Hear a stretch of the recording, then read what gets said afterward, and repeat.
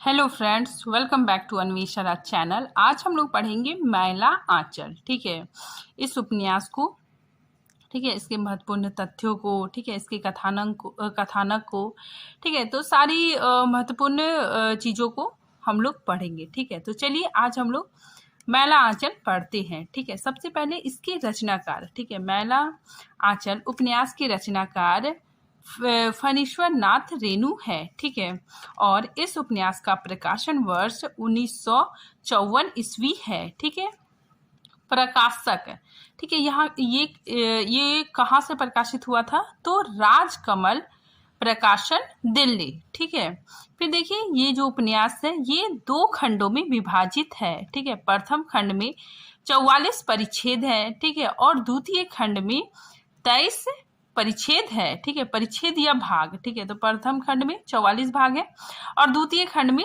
23 भाग है। ठीक है, तो कुल खंड 67 है। ठीक है, मतलब टोटल 67 है। ठीक है, आगे देखिए, हिंदी साहित्य का पहला आंचलिक उपन्यास मैला आंचल को माना गया है। ठीक है, तो इम्पोर्टेंट है, ठीक है, कि हिंदी साहित्य का पहला आंचलिक उपन्यास मैला आंचल है। ठीक है, आगे देखिए, मैला आंचल उपन्यास की कथा बिहार के पूर्णिया जिले के मैरीगंज गांव का है। ठीक है, मैरीगंज अंचल का है।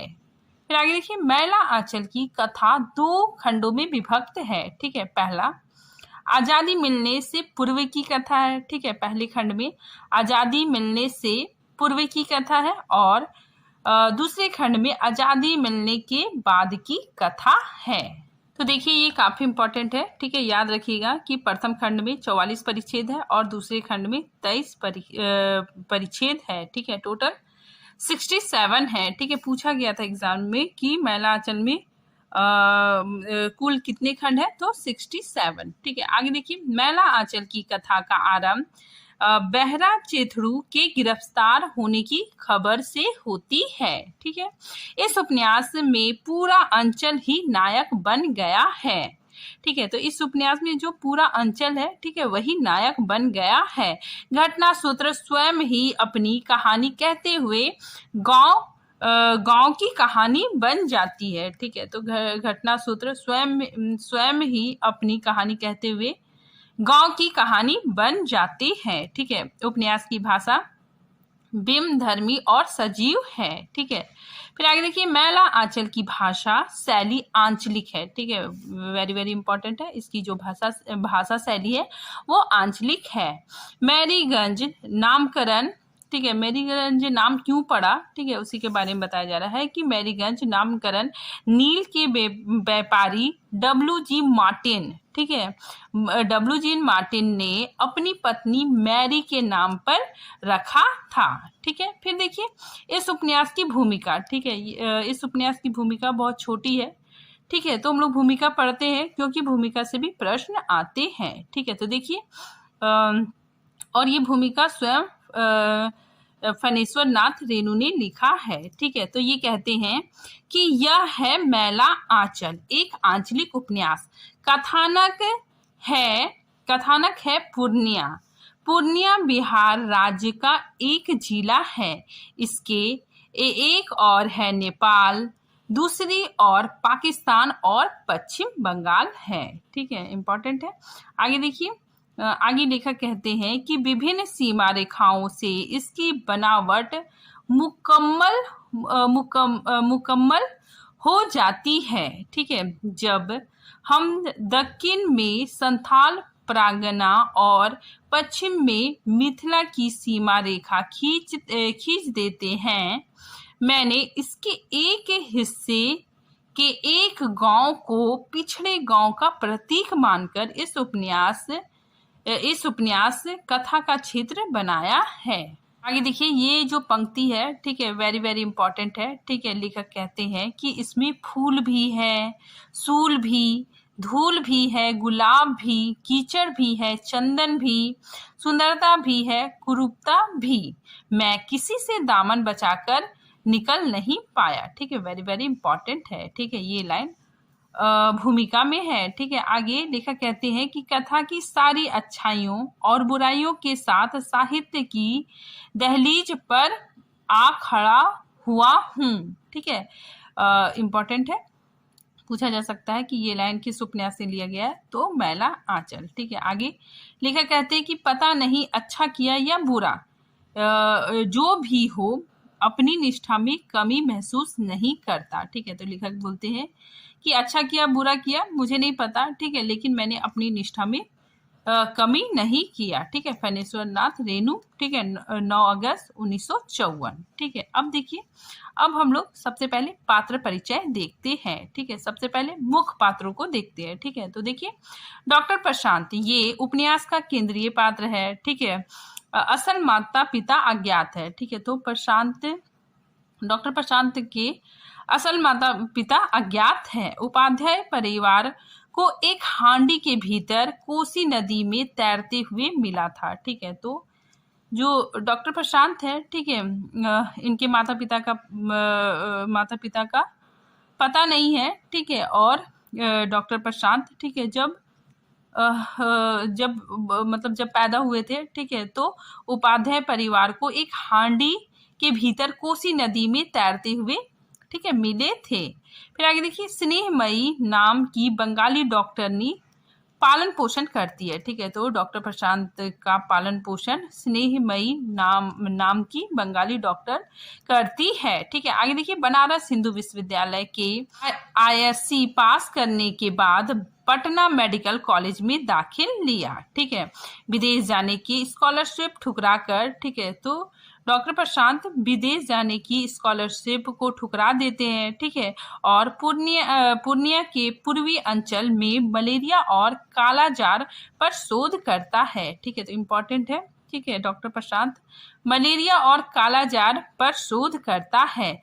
कमली का प्रेमी है और कमली को प्रेम से राजकमल कहता है। ठीक है, तो डॉक्टर प्रशांत कमली को प्यार से राजकमल कहता है। देखिए, ये भी मुख्य पात्र है, विश्वनाथ प्रसाद। ठीक है, ये कायस्थ टोली के मुखिया है। ठीक है, तो ये मैरीगंज गांव के बहुत बड़े तहसीलदार है। ठीक है, तो देखिए, परबंगा का मीनापुर सर्किल का तहसीलदार है। ठीक है, मेरीगंज का सबसे बड़ा तहसीलदार विश्वनाथ प्रसाद है। ठीक है, गांव में 1000 बीघा जमीन का मालिक है। ठीक है, स्वतंत्रता प्राप्ति के पश्चात सरकारी कानून से बचने के लिए कांग्रेस पार्टी में शामिल हो जाता है। ठीक है, तो ये जो विश्वनाथ प्रसाद है, ठीक है, ये बाद में कांग्रेस पार्टी में शामिल हो जाता है।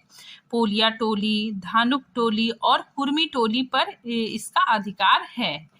ठीक है, उपन्यास के अंत में इसका हृदय परिवर्तन होता और गांव के प्रत्येक लोगों को 5 बीघा जमीन लौटा देता है। ठीक है, साथ ही ये कमली का पिता है। ठीक है, नेक्स्ट पार्ट देखिए, बलदेव कांग्रेस का कार्यकर्ता है। ठीक है, सुराजी मतलब स्वराज का समर्थक है। ठीक है, चंदनपट्टी नामक गांव का रहने वाला है। 2 साल जेल में भी रहा है। ठीक है, गांधी जी का भक्त है, साथ ही अहिंसा का पुजारी है। खादी पहनता है और मिलने पर जय हिंद बोलता है। उपन्यास के अंत में लक्ष्मी से विवाह करता है। ठीक है, और दाम्पत्य सूत्र में बनता है। नेक्स्ट पात्र देखिए, बावन दास। ठीक है, वेरी वेरी इंपॉर्टेंट है। ठीक है, ये पात्र बहुत इंपॉर्टेंट है। ठीक है, ये भी कांग्रेस का कार्य करता है। ठीक है, और गांधी भक्त है। बौने कद का आदमी है। ठीक है, बौने कद का व्यक्ति है। सुराजी, ठीक है, सुराजी का समर्थक है। घोर नैतिकतावादी है। ठीक है, मतलब ये जो बावन दास है, ठीक है, ये घोर नैतिकतावादी है। एक बार चंदे के पैसे से जलेबी खा लेने के बाद 2 दिन तक उपवास करके प्रायश्चित किया था। ठीक है, तो एक बार क्या होता है कि ये मतलब चंदा जमा करता है। ठीक है, तभी जो जलेबी वाला है, ठीक है, वो जलेबी छान रहा था। इनको भूख लगा था, तो ये मतलब जलेबी खरीद के खा लेते हैं। ठीक है, बाद में इसे बहुत पछतावा होता है। ठीक है, कि हम लोगों के चंदे के पैसे से, ठीक है, मैंने जलेबी खाया। ठीक है, इसी वजह से ये 2 दिन तक उपवास रहकर प्रायश्चित करते हैं। ठीक है, आगे देखिए, बावन दास को गांधी का लघु संस्करण कहा जाता है। ठीक है, फिर आगे देखिए 1937 में चुनावी दौर में वह कांग्रेस की सभा में व्याख्या देते हैं। ठीक है, और नेहरू जी उनका माइक ठीक करते हैं। ठीक है, तो एक बार क्या होता है कि बावन दास भी ठीक है भाषण देने के लिए खड़े होते हैं। ठीक है, तो मैक बहुत ऊपर होता है, तो नेहरू जी मैक ठीक करके ठीक है बावन दास के हाथ में देते हैं। ठीक है, उसी चीज का यहाँ पे वर्णन है। ठीक है, एक सच्चा कांग्रेसी और गांधी भक्त है। ठीक है, फिर कपड़े, चीनी एवं सीमेंट के अवैध रूप से पाकिस्तान ले जाने का विरोध करते हुए इन सामानों से लदी बैलगाड़ियों के नीचे कुचलकर मार दिया जाता है। ठीक है, तो ये सामान ठीक है कपड़ा, चीनी, सीमेंट ठीक है ये अवैध रूप से पाकिस्तान जा रहा था। ठीक है, बैलगाड़ी में लद के, तो ये जो बावन दास है ठीक है उसे रोकने की कोशिश करता है और बैलगाड़ियों के नीचे कुचलकर मर जाता है। ठीक है, उसी चीज का यहाँ पे वर्णन है कि आजादी के बाद, ये घटना कब होती है, आजादी के बाद दुलार चंद कापरा ठीक है जो क्या है व्यापारी है ठीक है कि बैलगाड़ी द्वारा बावन दास को कुचल दिया जाता है। ठीक है, और इसकी मृत्यु हो जाती है। ठीक है, और रेणु जी कहते हैं कि बावन दास ने तो आजाद देशों की, हिंदुस्तान और पाकिस्तान की ईमानदारी को इंसानियत की बस दो ही डग में नाप लिया। ठीक है, इंपॉर्टेंट लाइन है। और ये जो गीत है ये बावन दास द्वारा गाया गया है कि एक राम नाम का धन साचा, जग में कछु नहीं बाचा। ठीक है, देखिए नेक्स्ट पात्र कालीचरण। ठीक है, ये सोशलिस्ट पार्टी का कार्यकर्ता है। ठीक है, युवा वर्ग का प्रतिनिधि है। ठीक है, साहसी है, शोषण का विरोध करने वाला है। ठीक है, साथ ही ये मंगला का प्रेमी है। ठीक है, और मेरीगंज मठ के महंती प्रसंग में लक्ष्मी को न्याय दिलाता है। ठीक है, तो कालीचरण ठीक है मठ के महंती प्रसंग में ठीक है लक्ष्मी को न्याय दिलाता है। ठीक है, आगे देखिए लाल झंडा और सोशलिस्ट पार्टी को औरत की तरह प्यार करने वाला है। ठीक है, तो ये जो कालीचरण है ठीक है ये लाल झंडा और सोशलिस्ट पार्टी को औरत की तरह प्यार करता है। ठीक है, आगे देखिए मैरीगंज में उसका अखाड़ा है। ठीक है, तो मैरीगंज में कालीचरण का अखाड़ा है और कीर्तन युवकों के लिए आकर्षण का केंद्र है। ठीक है, डकैती के झूठे आरोप में जेल में बंद कर दिया जाता है। ठीक है, तो कालीचरण को डकैती के झूठे आरोप में जेल में बंद कर दिया जाता है, लेकिन वो वहां से फरार हो जाता है। ठीक है, नेक्स्ट बात देखिए सुमरती दास। ठीक है, ये तहसीलदार विश्वनाथ प्रसाद का कारकुन है। ठीक है, मतलब चपरासी है और इसे बेतार की खबर उपनाम से जाना जाता है। ठीक है, और इस उपन्यास में ये नारद है। ठीक है, नारद क्यों, क्योंकि ये मतलब हर चीज का ठीक है सभी चीजों का खबर रखता है। ठीक है, इसीलिए इसे मतलब नारद कहा गया है। ठीक है, साथ ही से बेतार की खबर उपनाम से भी जाना जाता है। ठीक है, क्योंकि ये मतलब कहाँ क्या हो रहा है सारी चीजों का खबर रखता है। ठीक है, नेक्स्ट पात्र देखिए जोतखी काका। ठीक है, ये गांव का ढोंगी ज्योतिषी है। ठीक है, साथ ही अंधविश्वासी है और ये डॉक्टर प्रशांत को जर्मनी का जासूस कहता है। इसकी पत्नियों में ठीक है एक पत्नी जिंदा है और इसका पुत्र राम नारायण है। ठीक है, प्रमुख संवाद ठीक है, तो ये ज्योतिषी है। ठीक है, इसका एक प्रमुख संवाद है कि गांव में चील कौवे उड़ेंगे। ठीक है, गांव पर बुरे ग्रहों का फेर है। ठीक है, इंपॉर्टेंट है। फिर नेक्स्ट बात है देखिए महंत सेवादास। ठीक है, ये मेरीगंज मठ का ज्ञानी साधु है। ठीक है, लक्ष्मी को दासीन बनाकर रखता है। ठीक है, लक्ष्मी का शारीरिक शोषण भी करता है। गांव में अस्पताल खुलने पर भंडारा ठीक है सभी को भंडारा देता है। ठीक है, पहले बहुत ज्ञानी साधु समझा जाता था, पर लक्ष्मी दासीन को लाने के बाद लोग इन्हें ठीक है सेवा दास को बुरा भला कहने लगे। ठीक है, नेक्स्ट बात देखिए महंत रामदास। ठीक है, ये महंत सेवादास का चेला है। ठीक है, साथ ही ये खंजड़ी बहुत अच्छा बजाता है, ठीक है, खंजड़ी बजाने में बेजोड़ है, ठीक है। नेक्स्ट पात्र देखिए लक्ष्मी, ये मठ की दासी है, साथ ही अनाथ दीनहीन लक्ष्मी मैला आंचल का बेसहारा पात्र है, ठीक है। तो लक्ष्मी के माता पिता दोनों मर गए हैं, ठीक है, ये अनाथ दीनहीन है, ठीक है, और सेवा दास इसे अपनी दासी बनाकर रखता है, ठीक है।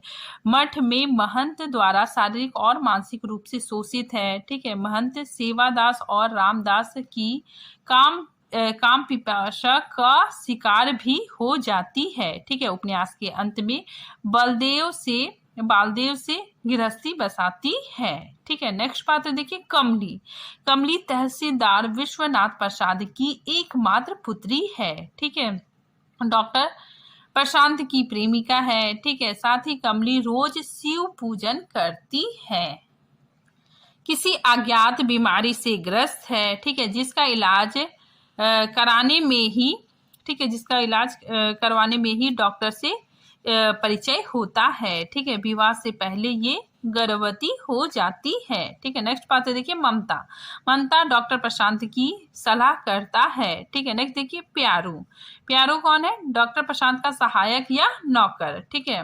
प्यारू पहले रोहत स्टेशन में एक हेमोपैथिक डॉक्टर के यहाँ 5 साल नौकरी कर चुका था, ठीक है। नेक्स्ट बात देखिए रोदी बूढ़ा, ठीक है, ये थर्ड जेंडर है, ठीक है, दही बेचने का काम करता है। नेक्स्ट बात देखिए लर सिंह दास, ठीक है, लर सिंह दास कौन है देखिए, मठ में आचार्य गुरु के आने का संदेश लेकर आता है, ठीक है, मतलब ये मठ में आता है, ठीक है, और लक्ष्मी और रामदास को ये खबर देता है कि आचार्य गुरु आने वाले हैं, परंतु लोभ में आकर, ठीक है, वहां का मतलब उतना सारा जमीन पैसा कौड़ी सारी फैसिलिटी देखकर, ठीक है, लोभ में आ जाता है, ठीक है। तो लोभ में आकर मेहनती पाने की कोशिश करने लगता है, ठीक है। नेक्स्ट पात्र देखिए पार्वती की माँ, ठीक है, ये अंधेड़ उम्र की स्त्री है, ठीक है, जिसको गांव वाले डायन मानते हैं, ठीक है। हीरू नामक चरित्र द्वारा, ठीक है, हीरू नामक व्यक्ति द्वारा, ठीक है, इसी शक के वजह से, ठीक है, मतलब हीरू को लगता है कि ये डाइन है, ठीक है, इसी वजह से उसकी हत्या कर देता है, ठीक है। नेक्स्ट बात देखिए चरित्र कर्मकार, ठीक है, ये क्रांतिकारी है, ठीक है, साथ ही सोशलिस्ट पार्टी का सदस्य भी है, बम पिस्तौल और बंदूक चलाने में माहिर है। अब नेक्स्ट बात देखिए चुन्नी गोसाई, ठीक है, ये बलदेव और बावन दास के साथ चुन्नी गोसाई, ठीक है, सुराजी बना था, ठीक है, मतलब ये तीनों सुराजी बनते हैं। बाद में चुन्नी गोसाई क्या करता है, सोशलिस्ट पार्टी में शामिल हो जाता है, ठीक है। ये सारे मुख्य पात्र थे, ठीक है। अब हम लोग गौण पात्र देखेंगे, ठीक है। तो गौण पात्र में रामदास, ठीक है, ठाकुर राम कृपाल सिंह, खिलावन यादव, ज्योतिषी काका, मंगला, आभा रानी, फुलिया, ठीक है, राम प्यारी, वासुदेव, तहसीलदार हरगौरी, ठीक है, WG मार्टिन, सोमा, खलासी, ठीक है, राम किशन बाबू, नीलोत्पन, ठीक है, ये कमला और प्रशांत का पुत्र है, ठीक है। फिर उचित दास, नागा बाबा, ठीक है, हरगू तेली, कुसमी, सोबिया, ठीक है, भोला बाबू इत्यादि, ठीक है। तो ये सारे गौण पात्र है, ठीक है। अब हम लोग पढ़ते कथानक। अब देखिए कथानक, ठीक है, मैरीगंज और उसके आसपास के क्षेत्र में घट रही घटनाओं के साथ साथ रेणु जी उस समय के भारत में घट रही घटनाओं और उन घटनाओं पर ग्रामवासियों की प्रतिक्रिया भी दर्ज करते हैं, ठीक है। गांव जाति के आधार पर कई टोलों में बटा हुआ है, ठीक है, जिसके कारण आपस में प्रतिस्पर्धा और वैमनस्य व्याप्त है, ठीक है। तो गांव में कई टोले बटे हुए हैं, ठीक है, जाति के नाम पे, और ये आपस में, ठीक है, मन मुटाव, ठीक है, ईर्ष्या भाव रखते हैं, ठीक है। आगे देखिए राजनीतिक रूप से भी सक्रिय पात्र उपन्यास में है, ठीक है। बलदेव जहां कांग्रेस का कार्यकर्ता है, वहीं कालिदास सोशलिस्ट पार्टी का है।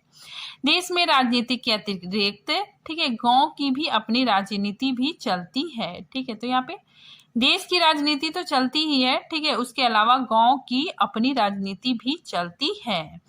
अंग्रेज ऑफिसर मार्टिन ने अपनी पत्नी मैरी के नाम पर इस गांव का नाम मैरीगंज रखा था, लेकिन यहाँ आते ही उसकी पत्नी की मलेरिया से मौत हो जाती है। ठीक है, तो जो अंग्रेज ऑफिसर मार्टिन होता है, ठीक है, ये अपनी पत्नी को लाता है, ठीक है, तो इसकी पत्नी को मलेरिया हो जाता है, ठीक है, और इसकी पत्नी की मृत्यु हो जाती है। ठीक है, आगे देखिए, मार्टिन की दी हुई जमीन पर मलेरिया और कालाजार के निदान हेतु रिसर्च सेंटर बनता है। ठीक है, और उसमें डॉक्टर के रूप में, ठीक है, डॉक्टर के रूप में डॉक्टर प्रशांत आते हैं। ठीक है, आगे देखिए, रिसर्च करते हुए प्रशांत का संपर्क तहसीलदार विश्वनाथ प्रसाद की बेटी कमली से होता है और दोनों को एक दूसरे से प्रेम हो जाता है। ठीक है, फिर आगे देखिए, गांव में एक कबीरपंथी मठ भी है जिसका मुख्य महंत सेवादास है। 50 वर्ष की उम्र में सेवादास दासी बनाकर लक्ष्मी को मठ पर रखता है। ठीक है, महंत लक्ष्मी के साथ जबरन यौन संबंध भी बनाता है और वह भी तब से जब कि वह 15 साल की बच्ची थी। ठीक है, तो ये जो सेवादास है, ठीक है, महंत सेवादास, ठीक है, ये लक्ष्मी को दासी बना के लाता है, ठीक है, मात्र 15 साल की उम्र में ही। ठीक है, जब लक्ष्मी मतलब बच्ची होती है 15 साल की उम्र में, और उसके साथ जबरन यौन संबंध भी बनाता है। ठीक है, इस तरह रेणु जी धर्म के नाम पर होने वाले कुकर्मों का पोल भी खोलते हैं। ठीक है, आगे देखिए, बलदेव और बावन दास कांग्रेस के कार्यकर्ता है, ठीक है, और स्वराज के इच्छुक हैं। दोनों महात्मा गांधी के अनुयायी भी हैं। गांधी तत्कालीन समय में देश में होने वाली घटनाओं में सक्रिय रूप से उपस्थित थे। ठीक है, उपन्यास में गांधी का जिक्र बार बार किया गया है।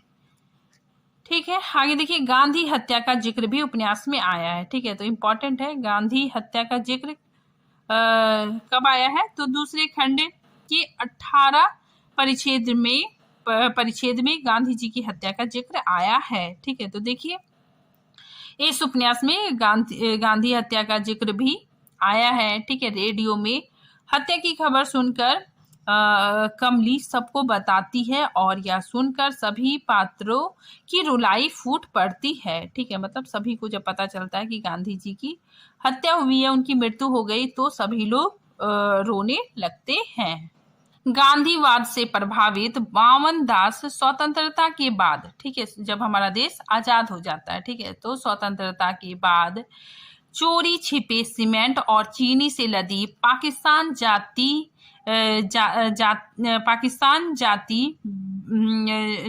हुई बैलगाड़ियों के सामने लेटकर प्राण उत्सर्ग कर देता है। ठीक है, उपन्यास में यह भी दिखाया गया है। ठीक है, तो ये जो बावन दास है, ठीक है, ये जब देखता है कि चीनी सीमेंट, ठीक है, ये सारी चीजें लद कर बैलगाड़ी में लद कर पाकिस्तान जा रहा है, ठीक है, तो ये जो बावन दास है, ठीक है, वो रोकने की कोशिश करता है। ठीक है, साथ ही अडिग भी वहीं पे मतलब खड़ा हो जाता है।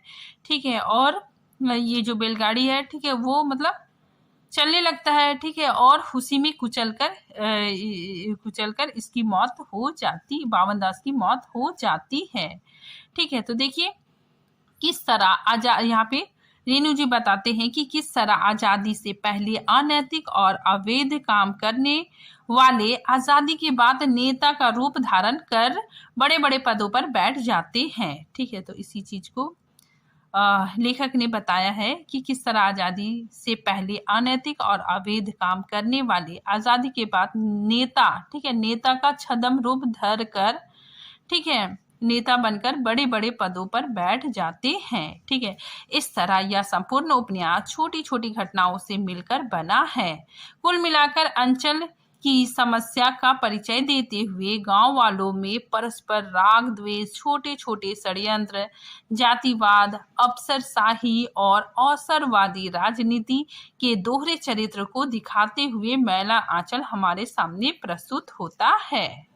ठीक है, आगे देखिए, मैरीगंज छोटा सा गांव है, परंतु उसमें 12, ठीक है, याद रखिएगा, इसमें टोटल 12 वर्ण के लोग रहते हैं। प्रत्येक जाति का अपना मोहल्ला है, ठीक है, जिसे गांव के लोग टोली कहते हैं। ठीक है, तो यहाँ पे 12 वर्ग के लोग रहते हैं। ठीक है, और साथ ही ये लोगों में आपसी बहुत मनमुटाव, ठीक है, आपसी फूट है। ये जाति के लोग, ठीक है, मतलब एक दूसरे को नीचा दिखाने की कोशिश करते हैं। ठीक है, आगे देखिए, गांव में 3 जातियां प्रमुख है। ठीक है, राजपूत, कायस्थ और यादव। ठीक है, तो देखिए कायस्थ टोली, ठीक है, इसके मुखिया विश्वनाथ प्रसाद है। ठीक है, राजपूत टोली के मुखिया ठाकुर राम कृपाल सिंह है। ठीक है, और यादव टोली के मुखिया खिलावन यादव है। ठीक है, और मैरीगंज में एक अन्य टोली संथालों की टोली है। अब देखिए मेरीगंज की प्रमुख टोलियां। ठीक है, सबसे पहले कायस्थ टोली। ठीक है, इस टोली का मुखिया तहसीलदार विश्वनाथ प्रसाद है। ठीक है, इस टोली को मालिक टोला भी कहा जाता है। ठीक है, तो लोग इस टोली को मालिक टोला कहते हैं। ठीक है, नेक्स्ट देखिए राजपूत टोला।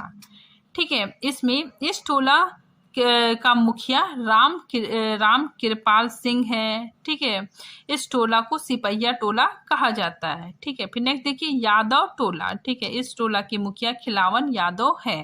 ठीक है, खिलावन सिंह यादव को लोग नया मातवार कहते हैं। अब देखिए कुछ खास बातें। ठीक है, तो देखिए मैला आंचल 1954 ईस्वी से आंचलिक उपन्यास लेखन परंपरा का आरंभ माना जाता है। ठीक है, मतलब इस उपन्यास से ही आंचलिक उपन्यास लेखन का प्रारंभ माना जाता है। मलेरिया सेंटर की जमीन का क्षेत्रफल 1 एकड़ 10 डिसमिल है। ठीक है, गांव का नाम मैरीगंज। ठीक है, भौगोलिक स्थिति, ठीक है, रोहतहट स्टेशन से 7 कोस पूर्व कोसी नदी को पार करके। ठीक है, गांव का नाम अंग्रेज अफसर W.G. मार्टिन ने अपनी पत्नी मैरी के नाम पर रखा था। ठीक है, मलेरिया सेंटर मिस्टर मार्टिन की जमीन पर बना था। ठीक है, फिर देखिए नवाबी तड़बन्ना। ठीक है, नवाबी तड़बन्ना क्या है कि कोसी के किनारे किनारे बहुत दूर तक ताड़ एवं खजूर के पेड़ों से भरा हुआ जंगल है। इसी को नवाबी तड़बन्ना कहते हैं। ठीक है, तो देखिए इस उपन्यास में कोसी नदी का जिक्र बहुत बार आया है। ठीक है, तो एग्जाम में पूछा जा सकता है, तो याद रखिएगा। ठीक है, आगे देखिए गांव का जो मुख्य पैदावार है, ठीक है, कौन कौन सा फसल है? धान, पाट और खेसारी। मठ में सुबह बीजक शब्द का वाचन होता है। ठीक है, चंदनपट्टी नामक गांव में हुई सभा में बलदेव, बावन दास और चुन्नी गुसाई तीनों ने सुराजी में नाम लिखवाए थे। ठीक है, तो ये तीनों ने ही, ठीक है, सुराजी में नाम लिखवाए थे। ठीक है, बालदेव, बावन दास और चुन्नी गुसाई। ठीक है, सुराजी का आशय क्या है? स्वराज चाहने वाले कांग्रेस के सदस्य। ठीक है, फिर आगे देखिए जो यहाँ पे देखिए जो जोतकी नामक चरित्र है, ठीक है, वो तुलसी की चौपाई का उल्लेख करता है। ठीक है, तो इंपॉर्टेंट है। देखिए नदी चली भरी उतराई, जस थोड़े धन खल बोराई। ठीक है, तो ये कौन कहता है? तो जोतकी। ठीक है, आगे देखिए नीचे महत्वपूर्ण परिच्छेदों की चर्चा की गई है। ठीक है, तो यहाँ पे महत्वपूर्ण परिच्छेदों की चर्चा की गई है। ठीक है, तो देखिए पहले खंड के परिच्छेद 11। ठीक है, तो पहला खंड के परिच्छेद 11 में सुरंगा सदाव्रज की कथा का जिक्र है। ठीक है, नेक्स्ट देखिए खंड 1 के परिच्छेद 15 में लौरिक और कुंवर विजय भान एवं विदापन नृत्य का जिक्र है। ठीक है, और विदापन नृत्य में बीच में विद्यापति का गीत का उल्लेख हुआ है। ठीक है, तो ये जो लाइन है, ठीक है, ये विद्यापति का गीत है। अरे अपजस होइत जगत भरी हो गया। ठीक है, तो ये गीत भी गाया गया है। ठीक है, अब देखिए परिच्छेद 24 में पंत की कविता भारत माता का जिक्र है। ठीक है, भारत माता ग्राम वासिनी, खेतों में फैला है श्यामल, धूल भरा मैला सा आंचल। ठीक है, फिर देखिए परिच्छेद 36 में हंस कुमार तिवारी की कविता का जिक्र हुआ है। दुनिया फूस बटोर चुकी है, मैं 2 चिंगारी दूंगा। अब देखिए परिच्छेद 37 में वर्षा के देवता माने जाने वाले इंद्र को रिझाने के लिए महिलाओं द्वारा जाट झटनी का खेल खेला जाता है। ठीक है, यह खेल पुरुष नहीं देख सकते। ठीक है, तो ये खेल ठीक है परिच्छेद 37 में है। ठीक है, अब देखिए परिच्छेद 39 में संथाल टोली और अन्य में हुए हिंसक संघर्ष में संथाल तीर से, ठीक है ये जो संथाल है ठीक है ये तीर से तो भाला और गुलेल से लड़ते हैं। ठीक है, इस संघर्ष में तहसीलदार हरिगौरी की मृत्यु हो जाती है। ठीक है, तो यहाँ पे संथाल टोली ठीक है और अन्य लोगों के बीच हिंसक संघर्ष होता है। ठीक है, और संथाल लोग तीर भाला और गुलेल से लड़ते हैं और इसी लड़ाई में हरगौरी की मौत हो जाती है। ठीक है, आगे देखिए स्वराज मिलने के उत्सव में निम्न कार्यक्रम तय होते हैं। ठीक है, जब देश आजाद होता है तो निम्न कार्यक्रम होते हैं। ठीक है, बलवाही, विदेशिया, कमला एवं मधिया की नौटंकी, ठीक है, धमदा शंकरपुर का विदापद, बांस गाढ़ा की बलवाही, औराही हिंसंगा की भटियाली भकौतो। ठीक है, तो ये सारा कार्यक्रम होता है। ठीक है, अब देखिए दूसरे खंड के परिच्छेद 18 में गांधी जी की हत्या का जिक्र हुआ है। ठीक है, परिच्छेद 20 में नागरी नदी के भारत पाकिस्तान के बीच सीमा रेखा होने का जिक्र है। ठीक है, फिर अब देखिए कमली और डॉक्टर प्रशांत के पुत्र का नाम ममता। ठीक है, कमली और डॉक्टर प्रशांत के पुत्र का नाम कौन रखता है तो ममता रखती है। ठीक है, तो ममता पुत्र का नाम कुमार नीलोत्पल यानी नीलू रखती है। ठीक है, तो ये ममता बच्चे का नाम कुमार नीलोपल रखती है। ठीक है, तो ये इम्पोर्टेंट है। तो आज ये टॉपिक यहीं पे खत्म होता है। ठीक है, मिलते हैं नेक्स्ट टॉपिक के साथ, तब तक के लिए थैंक यू।